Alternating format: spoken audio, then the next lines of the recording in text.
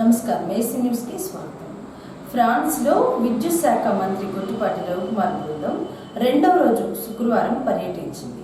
November 14-15 తేదీలలో విశాఖలో జరిగే CII సదస్సుకు హాజరు కావాలని పారిశ్రామికవేత్తలను రవికుమార్ కలిసి ఆహ్వానించారు.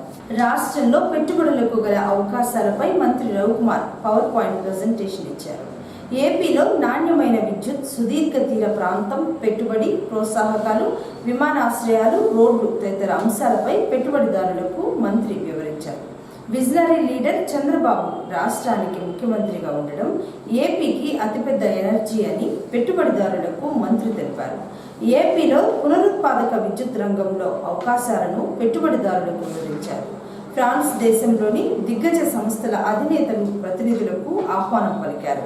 ఆంధ్రప్రదేశ్ రాష్ట్రానికి పెట్టుబడులే లక్ష్యంగా ఫ్రాన్స్ పర్యటన లక్ష్యమని రవికుమార్ తెలియజేశారు.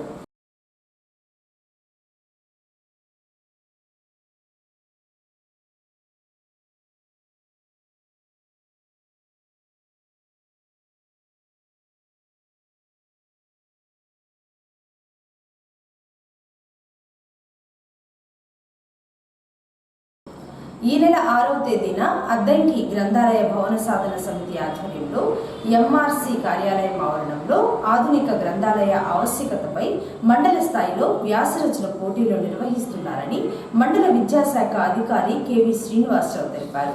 ఈ సందర్భంగా ఆయన మాట్లాడుతూ వ్యాసరచన పోటీలకు 6 నుంచి 10వ తరగతి వరకు విద్యార్థులు ఎవరైనా పాల్గొనవచ్చని, వ్యాసరచన తెలుగులో లేదా ఇంగ్లీష్లో రాయవచ్చన్నారు.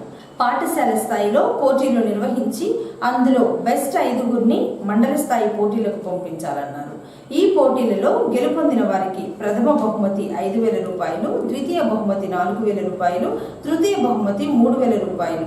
వీరితో పాటు బెస్ట్ 10 మందికి ఒక్కొక్కరికి 500 రూపాయల చొప్పున కన్సలేషన్ బహుమతులు ఇవ్వడం జరుగుతుందని శ్రీనివాసరావు చెప్పారు.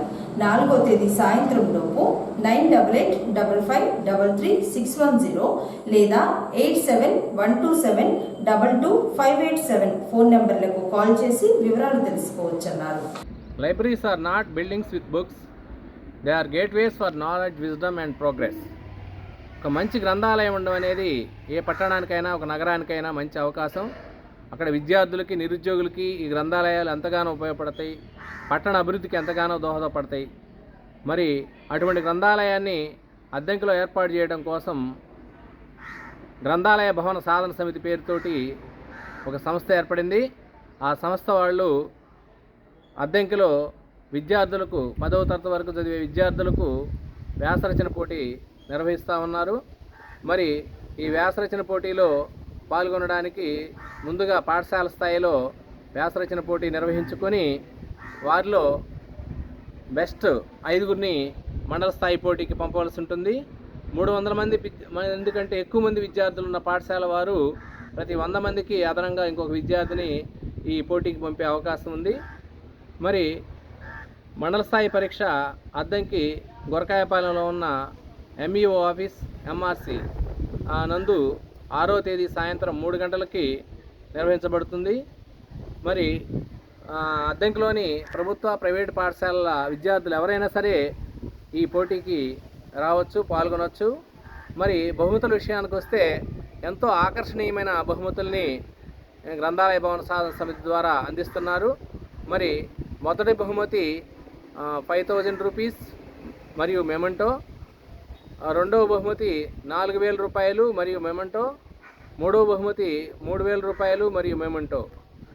ఇంతేకాకుండా బెస్ట్ పర్ఫార్మర్స్ ఒక 10 మందికి ఒక్కొక్కరికి 500 చొప్పున కన్సోలేషన్ ప్రైజ్ కూడా ఇవ్వడం జరుగుతుంది. అలాగే ఈ 13 మందికి సర్టిఫికెట్లు కూడా ఇవ్వడం జరుగుతుంది. అట్లాగే మండల స్థాయిలో పాల్గొన్న ప్రతి విద్యార్థికి కూడా ఒక బహుమతి ఇవ్వడం జరుగుతుంది. విద్యార్థుల్లో గ్రంథాలయం యొక్క ఆవశ్యకతని, అవగాహనని పెంచడం కోసం వ్యాసరచన పోటీ నిర్వహిస్తున్నాం. కాబట్టి ప్రభుత్వ, ప్రైవేట్ పాఠశాలల ప్రధానోపాధ్యాయులు, ప్రిన్సిపల్స్ విద్యార్థుల్ని ప్రోత్సహించి ఎక్కువ మంది విద్యార్థులు ఈ పోటీలో పాల్గొనేటట్టు చేయాలని కోరుతున్నాము. అలాగే ఎక్కువ మంది పిల్లల్ని పంపించిన పాఠశాలకు కూడా ఒక ప్రత్యేక బహుమతి ఇవ్వడం జరుగుతుంది. పరిసరాలన్నీ పరిశుభ్రంగా ఉన్నప్పుడే ప్రజలందరూ ఆరోగ్యకరంగా ఉంటారని, వెంపరాల గ్రామంలో శానిటేషన్ లోపాలు లేకుండా చేయటమే వారి లక్ష్యమని అద్దంకి మండలం వెంపరాల గ్రామ పంచాయతీ కార్యదర్శి శ్రీనివాసరావు అన్నారు. వెంపరాల గ్రామంలో శుక్రవారం గ్రామ పంచాయతీ మరియు వైద్య ఆరోగ్య శాఖ సంయుక్త ఆధ్వర్యంలో ప్రత్యేక పారిశుద్ధ్య కార్యక్రమాన్ని నిర్వహించారు. జేసీబీ సహాయంతో మురుగునీరు నిల్వ ఉన్న ప్రదేశాలలో పూడికతీత పనులు చేయించి బ్లీచింగ్ చల్లించి దోమలు ఉత్పత్తి చెందకుండా ఎబెట్ ద్రావణాన్ని పిచికారీ చేయించారు. అదేవిధంగా ఇంటింటికి తిరిగి దోమలు ఉండే ప్రదేశాన్ని గుర్తించి ఎబెట్ ద్రావణం పిచికారీ చేశారు. వైద్య ఆరోగ్య శాఖ సిబ్బంది ఉచిత వైద్య శిబిరాన్ని ఏర్పాటు చేయగా ప్రజలకు వివిధ రకాల రక్త పరీక్షలు చేసి మందులు అందజేశారు. అలాగే ఏఎన్ఎంలు, ఆశా వర్కర్లు కలిసి ఇంటింటికి తిరిగి ఫీవర్ సర్వే చేసి ఎంతమంది జ్వర పీడితులు ఉన్నారో గుర్తించి మందులు అందజేశారు.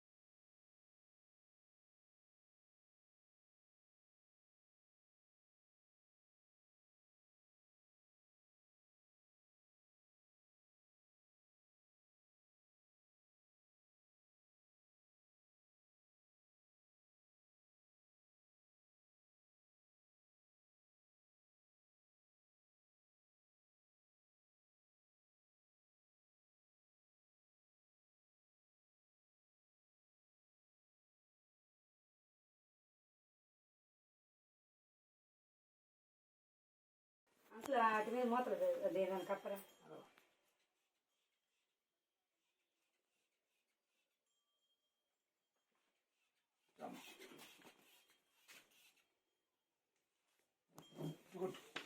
అనాలి మేడం బాబా.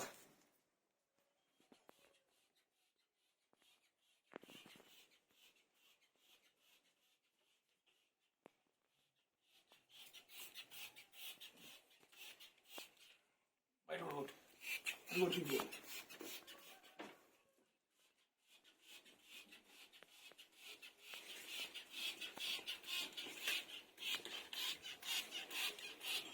సార్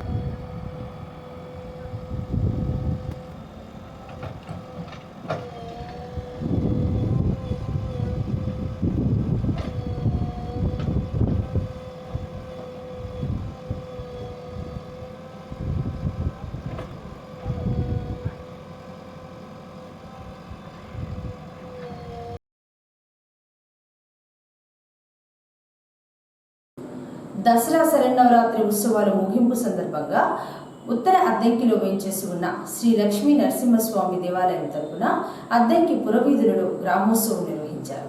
అమ్మవారి ఉత్సవ విగ్రహాన్ని ప్రత్యేకంగా అలంకరణ చేసి ట్రాక్టర్ మీద ఉంచి ఊరేగింపుగా బయలుదేరారు. ఈ సందర్భంగా మహిళా భక్తులచే ప్రత్యేక కోలాట ప్రదర్శన ఏర్పాటు చేయగా అందరినీ ఎంతగానో అలరించారు. పట్టణంలో ఉన్న ప్రధాన పురవీధులలో గ్రామోత్సవం ఎంతో వైభవంగా జరిగింది. కోలాట ప్రదర్శనను భక్తులు ఆసక్తిగా తిలకించారు.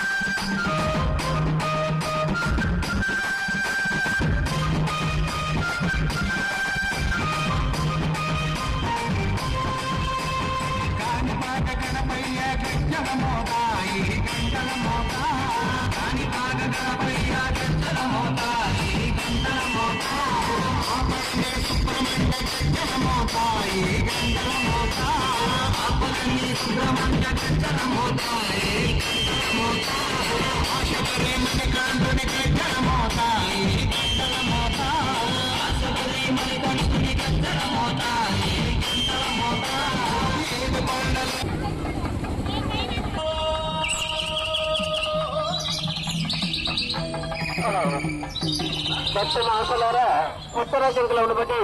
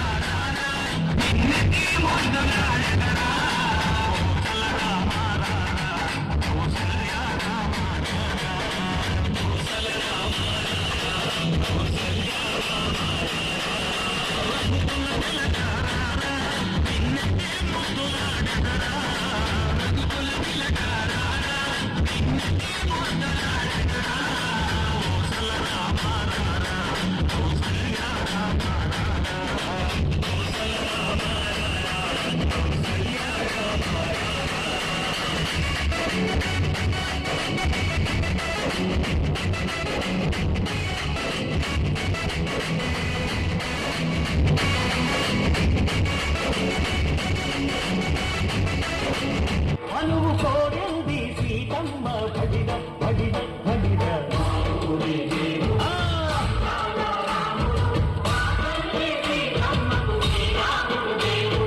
చుక్క చుక్కల లేడి రామ్ భజన సూది కన్నుల లేడి రామ్ భజన చుక్కల లేడి రామ్ భజన సూది కన్నుల లేడి రామ్ భజన రామయ్య నలు పంట సీతమ్మ తెలు పంట పరువార ఈ పంట ప్రజల కన్నుల పంట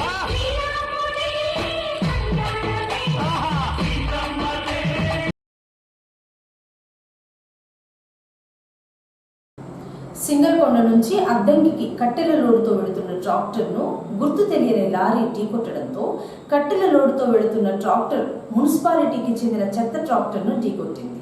అయితే ఈ ప్రమాదంలో ఎవరికి ఎటువంటి గాయాలు కాలేదు. చెత్త ట్రాక్టర్ను ఢీకొట్టకపోతే కట్టెల లోడుతో వెళుతున్న ట్రాక్టర్ రోడ్డు వెంబడి ఉన్న గొయ్యిలో పడి ఉండేదని స్థానికులు చెబుతున్నారు. లారీ డ్రైవర్ లారీ ఆపకుండా వెళ్లిపోయాడు.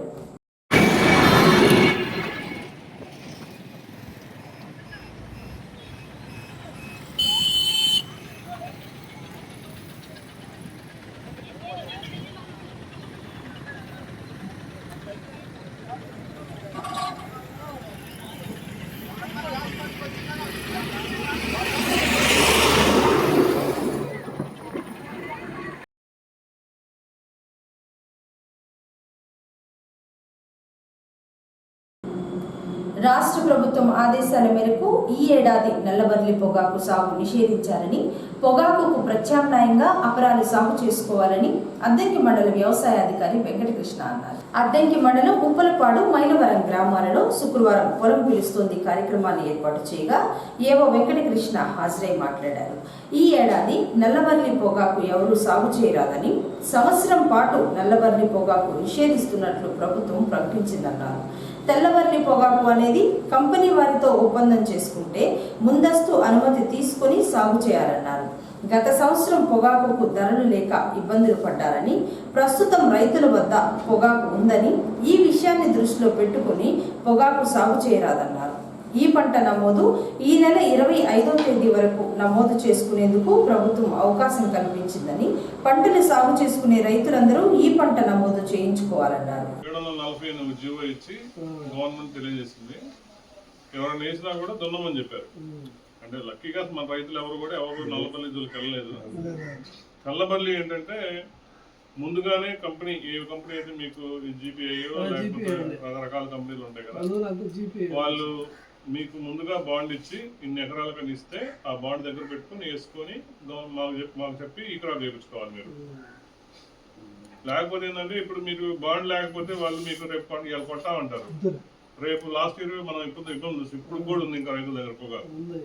మామూలుగా ఈ ఎఫ్సివి పొగాకు కూడా బ్యారన్ అంటే మామూలుగా బోర్డు వాళ్ళు ఎన్ని ఎకరాలకైతే అనుమతి ఇచ్చారో దాని ప్రకారమే మనం వేయాలి, అంతేగాని మనం వేయకూడదు. తర్వాత యూరియా సంబంధించి యూరియా అన్ని గ్రామాల్లో కూడా వచ్చింది ఇప్పుడు. ఇంకా మరి ఈ రోజు కూడా మళ్ళీ మన ఊరికి ఒక 270 బస్తాలు వస్తుంది. మన ఊర్లో ఎక్కువ తీసుకునే కొంత ఇద్దరు అడుగుతున్నారు. ఈసారి మొత్తం అక్కడ పంపిస్తున్నాం. మైలవరం ఎవరైనా ఒకరిద్దరు కావాలంటే అక్కడికి వెళ్ళి తెచ్చుకోండి. అక్కడ ఎందుకంటే ఇప్పుడు బాగా ఎక్కువ పంటలు వేస్తారు, అక్కడ తీసుకోండి, ఇబ్బంది ఏం లేదు. మళ్ళీ వారంలో మళ్ళీ వస్తుంది అయిపోయే దాన్ని బట్టి. అంతేగాని తీసుకెళ్ళి ముందుగానే ఊర్లో ఇంట్లో 10 బస్తాలు 5 బస్తాలు వేసుకోవాలి. యూరియా మీరు ఒక గుప్పుడు బయట పెడితే ఆవిరైపోతుంది. యూరియా ఏంటంటే ఎక్కువ రోజులు మనం నిల్వ పెట్టుకుంటే దాని పవర్ తగ్గుతుంది. అంతేగాని ఊరికి ఏదో 250 ఇబ్బంది ఏం జరగలేదు మనకి, ఇబ్బంది ఏం జరగలేదు, వస్తుంది. కాకపోతే చెప్పిన కొంతమంది ఆదుతుపడి అట్లా. తర్వాత ఈ పంట మటుకు ప్రతి ఒక్కరు సుబాబులు వేసినా, జామాయిలు వేసినా, మేత వేసినా, ఏ వేసినా ప్రతి ల్యాండ్ కాస్ట్ కూడా మనం ఈ పంటలకు రావాలి.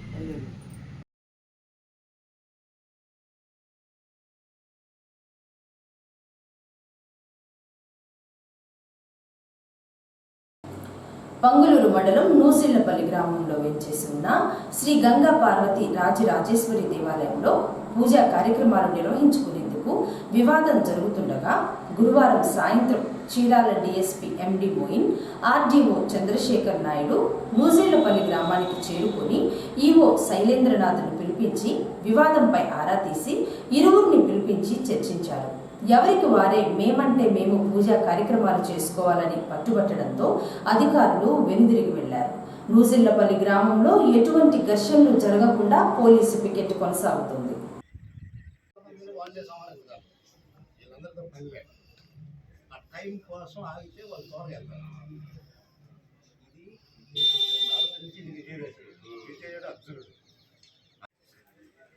సాయంకాలం జరిగేది శని పూజ. ఆ చేసుకొని వచ్చేస్తాయి. నేను కాగితాలు గీతాలు ఇవ్వకపోవడం అనేది ఆయన ఇష్టం. నేను చేయాల్సింది ఈరోజు చేయాల్సింది నేను చేయాలి కదా, నా డ్యూటీ కదా. దానికి డబ్బుతో సంబంధం లేదు. సంవత్సరంలో ఒకసారి ఆ పండుగ వచ్చింది. అది మీ అందరూ అనుమతి అయ్యి వాళ్ళు కుదిరితే చేస్తా, లేకపోతే ఒట్టుగానే పోయి టైం పోయిందమ్మా అని పెట్టి ఆ మంత్రాలు చెప్పి నా చేతిలో ఉండేది అదే. వారు అనుమతి ఇచ్చి తీసుకెళ్ళగలిగితే నాకు కూడా ఓకే. వాళ్ళు అనుమతి లేదనుకో ఇంకా నేనే చెట్టు దగ్గరికి పోయి దండం పెట్టుకొని మేము టెంకాయలు ఆపేసి ఆ పత్రిక వేసుకొని వచ్చి ఇది లేకపోతే మీరు వస్తానంటే నేను మంచి సిద్ధం చేసుకున్నాను. నాకు ఉత్తమ మొత్తం పెడతాను, పోదాము సిద్ధం చేసుకొని వచ్చేద్దాం. తర్వాత ఏమైతే అది అంటే వాళ్ళు నమ్మకంతో వద్దు అంటే తీయకూడదు. అది మీరు డిసైడ్ చేసుకుంటే తీయకూడదు. ఇది ఎవరు వీళ్ళు చేయరు, వాళ్ళు చేయరు. నేను మాత్రం నా విధులు నేను నిర్వహించాల్సింది. నిత్య నైవేద్య దీపారాధన లాగా ఆస్తుతో సంబంధం లేదు. ఆ పూజకి మామూలుగా పూజ చేసి వస్తాను ఆ వంతుగా అంతే. ఈ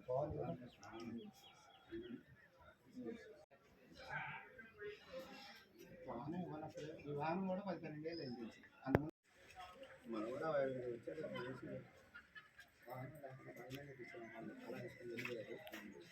అట్లా చేసినందుకు లాస్ట్ ఇయర్ అతను డిస్కౌంట్ యాక్షన్ ఎదుర్కొన్నాం సార్.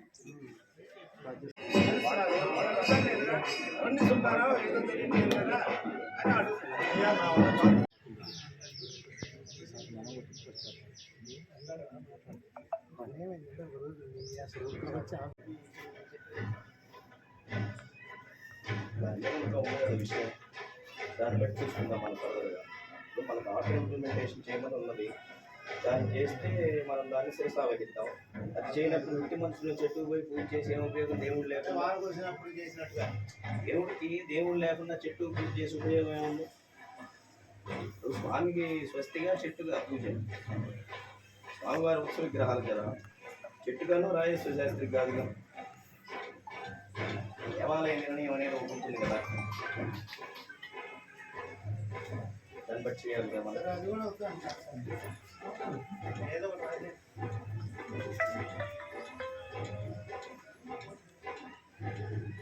అది కూడా రూల్ కాదు. అద్దంకి మండల విద్యాశాఖ కార్యాలయానికి శుక్రవారం తిమ్మాయిపాలెం ఎంపీపీఎస్ పాఠశాలలో ఉపాధ్యాయుడిగా పనిచేస్తున్న మాలాది కోటేశ్వరరావు ఆర్థిక సౌజన్యంతో 8,000 రూపాయల విలువ కలిగిన బీరువాను బహుకరించారు.